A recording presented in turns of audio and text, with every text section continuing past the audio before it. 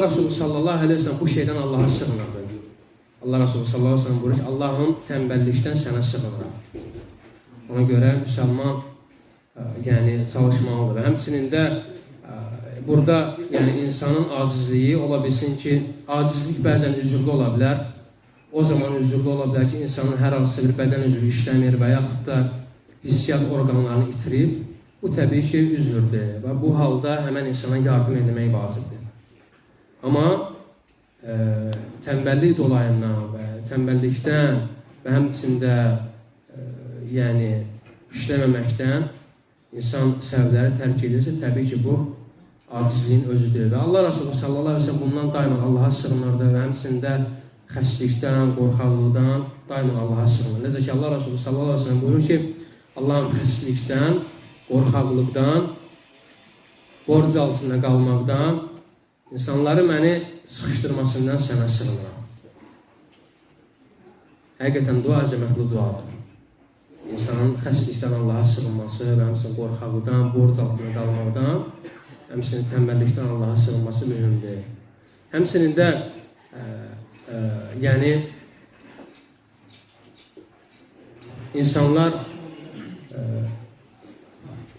yəni keçmiş zamanlarda yani insanlar Müslümanlarla həcc etmək istədikləri zaman, lakin onların həccə çıxmaları üçün bir azuqələri yox idi. Onlar deyirdilər ki, biz Allah'a təvəkkül eləmişik və biz səbəblər tutmadan bizə ruzi gələcək. Lakin Allah Subhanahu wa Ta'ala baxın nə buyurur? وَتَزَوَّدُوا فَإِنَّ خَيْرَ زَادِ التَّقْوَى Özünüzdə azuqa gətirin, həqiqətən də xeyirli azuqa isə təqvadır. Baxın, Allah Subhanahu wa Ta'ala belə insanlara, azuqəsiz səfərə çıxanlara əmr edir ki, onlar özləri ilə azuqa toplasınlar. Sonra isə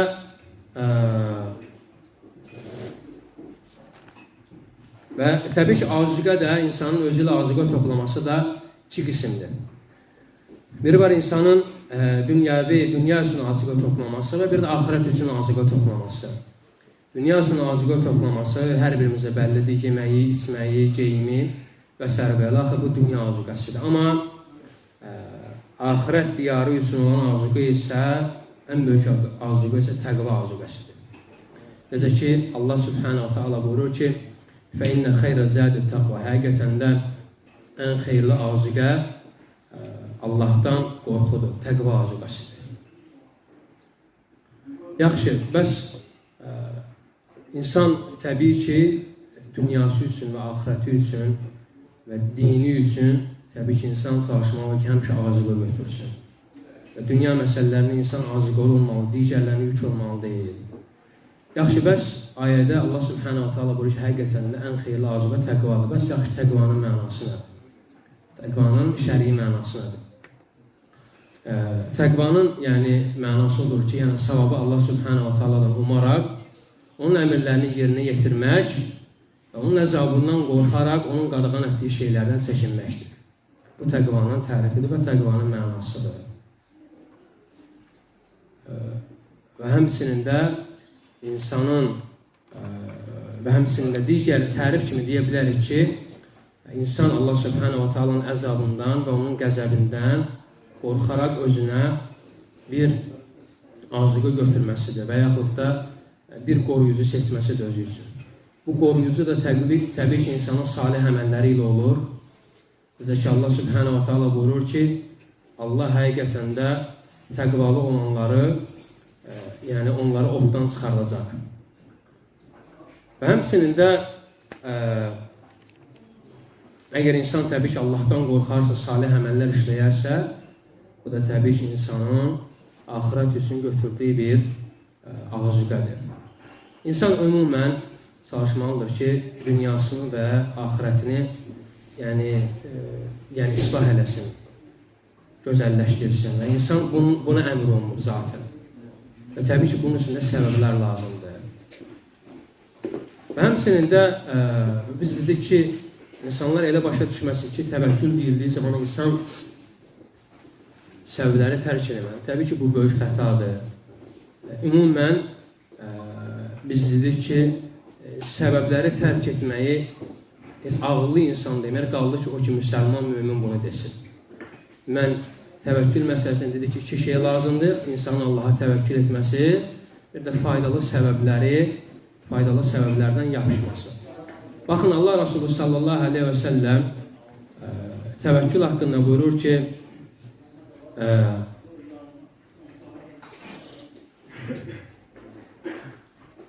deməli, Allah Resulü sallallahu aleyhi və səlləm buyurur ki, əgər siz Allaha haqqı ilə təvəkkül etsəydiniz, sabah az gedib, axşam tox olaraq yuvalarına dönən quşları ruziləndirdiyi kimi, sizi də sözsüz ki, Allah Subhanahu wa ta'ala ruziləndirərdi. Baxın, Subhanallah, hətta quşlar belə səbəbləri belə tərk eləmirdilər. Ona görə Allah Resulü sallallahu aleyhi ve sellem buyurur ki, yəni əgər siz Allaha haqqı ilə təvəkkül etsəydiniz, haqqı ilə təvəkkül etmək, yəni insanın Allaha arxayın olması və Allaha ümid etməsi və həmçində Allahın vədinə etibar etməsidir. Bu haqq ilə təvəkküldür. Və quşlar da dedi ki, hətta öz yuvalarında belə oturmur, səhər vaxtı at çıxıb, gecə vaxtı isə yuvalardan tox olaraq qayıdırlar. Bu da onların səbəblərindən yapışmasıdır, ruzu dalıca çıxmalarıdır. Ona görə müsəlman bu şeylərə diqqət eləməlidir. Və sonra isə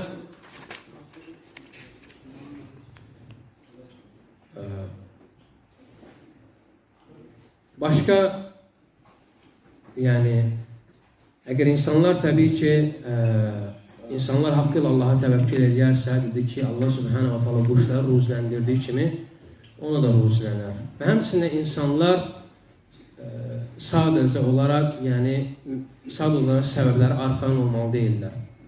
Və yəni yalnız və yalnız səbəblərə bağlanmalı deyirlər.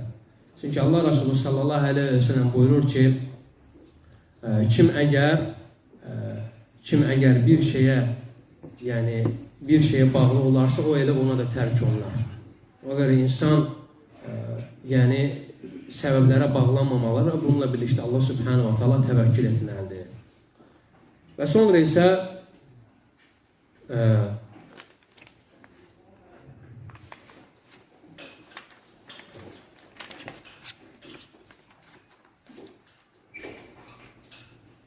Allah Resulü sallallahu aleyhi ve sellem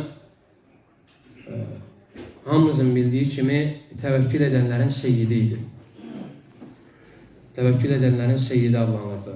Çünki Allah Resulü sallallahu aleyhi ve sellem hətta döyüşlərə çıxdığı zaman səbəbləri belə tərk eləməzdi. Səbəblərdən yapışardı. Onun səbəblərdən yapışması da öz qoşununu tərtibləməsi, döyüşə çıxdığı zaman və həmçində özü ilə silah azuqası götürməsi və həmçində yəni döyüşə çıxdığı zaman əyninə zirehli paltarlar giyməsi, hətta 2 zirehli paltar giyinərdi döyüşlərinin birində. Bu da təbii ki, səbəbləri tərk etməmək idi. Ona görə müsəlman səbəblərindən yapışmalı və Allah Subhanahu wa ta'ala təvəkkül etməlidir. Və sonra isə hamımız bilirik ki, Allah Subhanahu wa ta'ala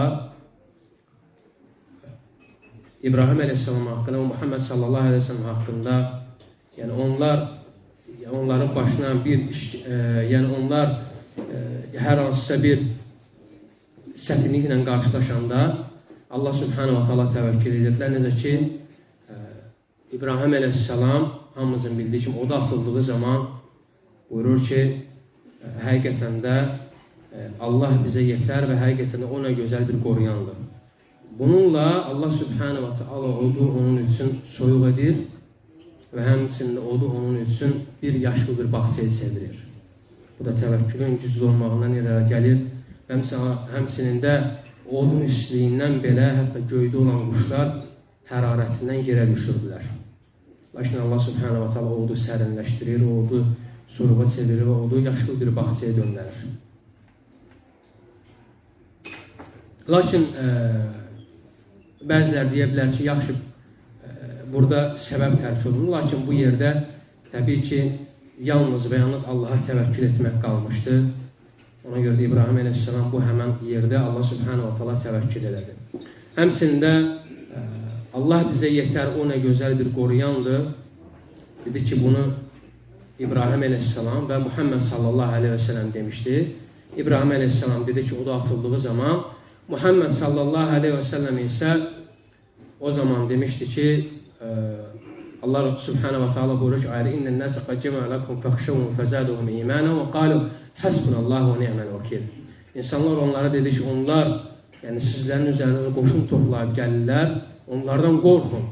Lakin bu onların imanını da artırdı ve dediler ki Allah bize yeter, ona güzel koruyandır. Ve sonra ise onlar tabii ki sebeplerden yapıştılar ve bununla birlikte Allah subhanahu ve teala tevekkül edip düşmanın karşısına çıktılar. Yaxşı, son olarak yaxşı, bəs təvəkkülün faydaları nədir? Təvəkkülün səmərələri nədir? Təvəkkülün mənasını bildik və təvəkkül haqqında danışdıq. Sonda isə bəs insan Allaha təvəkkül edirsə, bəs bunun faydaları nədir? Bizə olan faydası nədir? Təbii ki, faydaları, səmərələri çoxdur. Onlardan ən əzəmətlisi yəni Allah subhanahu wa ta'ala insana kifayət etməsidir.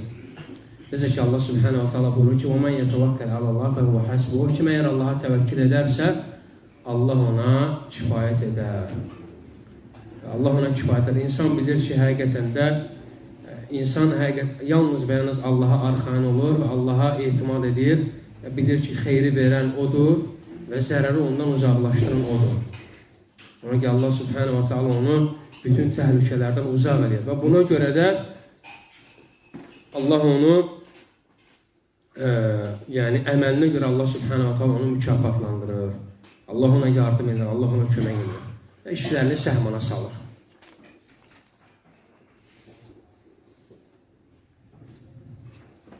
Həmçinin də başqa səmərələrindən insanın Allahın məhəbbətini qazanmasıdır. Necə ki Allah subhanahu wa ta'ala buyurur ki İnnəllaha yuhibbul mutavakkilin. Allah təvəkkül edənləri sevir. Kim əgər Allah haqqı ilə təvəkkül edərsə, haqqı ilə Allah onu sevər. Əgər Allah onu sevərsə, insan bu dünyada və axirətdə xoşbəxt olar və Allahın dostlarından bir dost olar insan.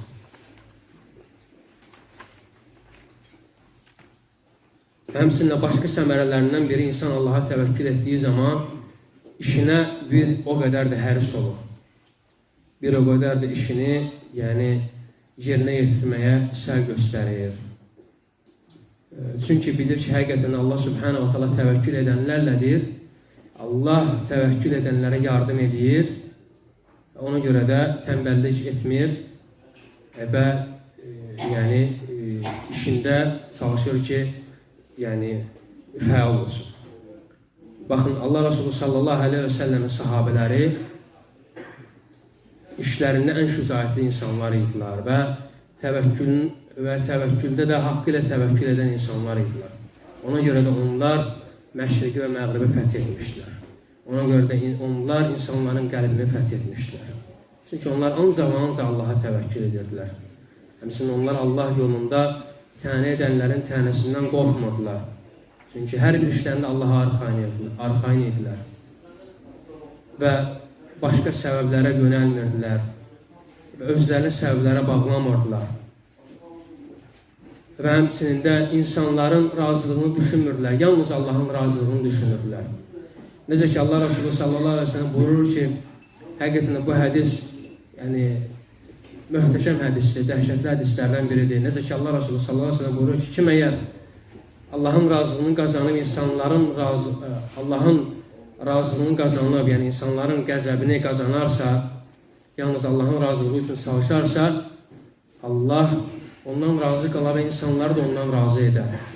Kim əgər Allahın qəzəbini qazanıb, insanlar razı salarsa, Allah qorusun, Allah ona qəzəblənər və insanlar da bir gün onun üzərinə qəzəbləndirər. Və Allaha təvəkkül etmək hər bir işin əsasıdır və tövhidin əsasıdır və hər bir əməllərin, hər bir xeyir əməllərin əsasıdır.